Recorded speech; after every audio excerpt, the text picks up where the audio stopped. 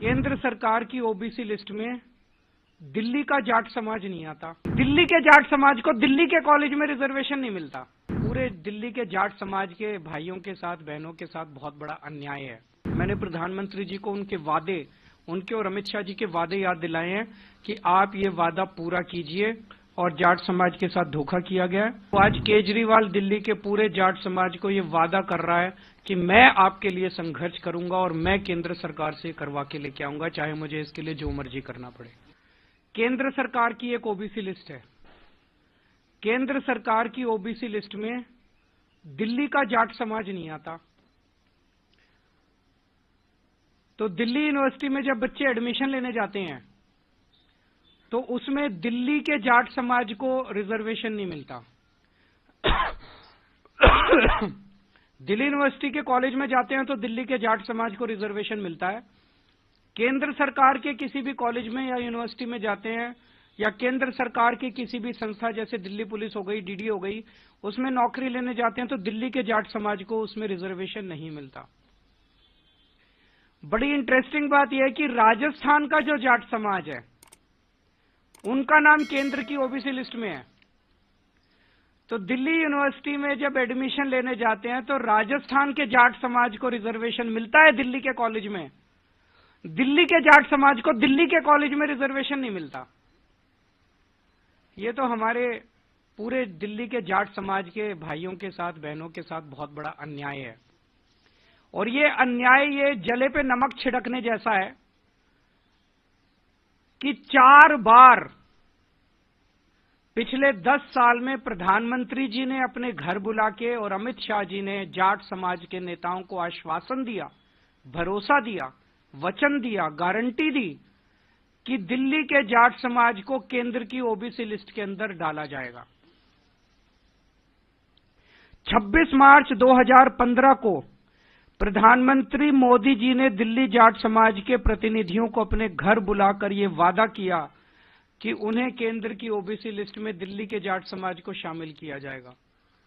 26 मार्च 2015 को नहीं किया। उसके बावजूद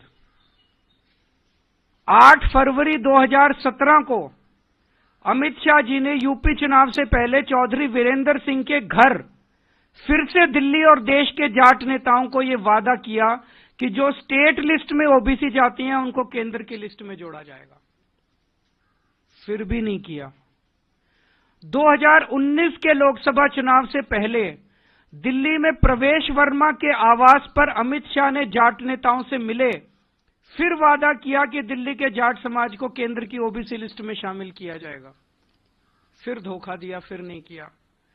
2022 में दिल्ली में फिर सैकड़ों जाट नेताओं को बुलाकर अमित शाह जी मिले और वादा किया और फिर से धोखा दे दिया।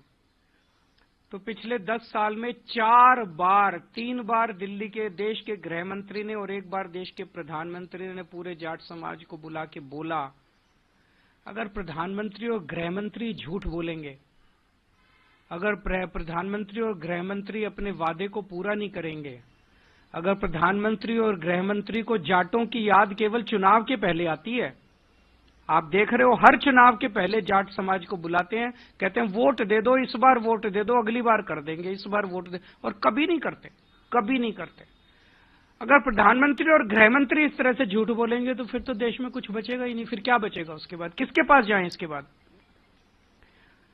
अब ये बड़े मजे की बात है, जैसे मैंने बताया कि दिल्ली पुलिस में राजस्थान के जाट समाज को रिजर्वेशन मिलता है, दिल्ली के जाट समाज को नहीं मिलता।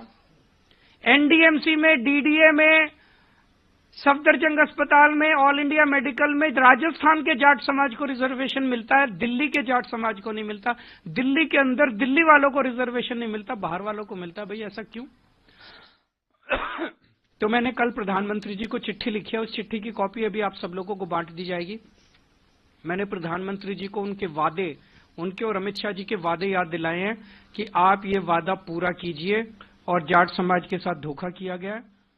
जाट समाज के साथ साथ 5 और जातियां हैं जो दिल्ली की स्टेट लिस्ट में हैं और केंद्र की स्टेट लिस्ट में नहीं है। ये है रावत, रोनियार, रायतंवर, चारण और ओड। इनको भी दिल्ली की केंद्र सरकार के जितने संस्थान हैं वहां पे रिजर्वेशन नहीं मिलता। ये भी दिल्ली की ओबीसी लिस्ट में है, केंद्र की ओबीसी लिस्ट में नहीं है।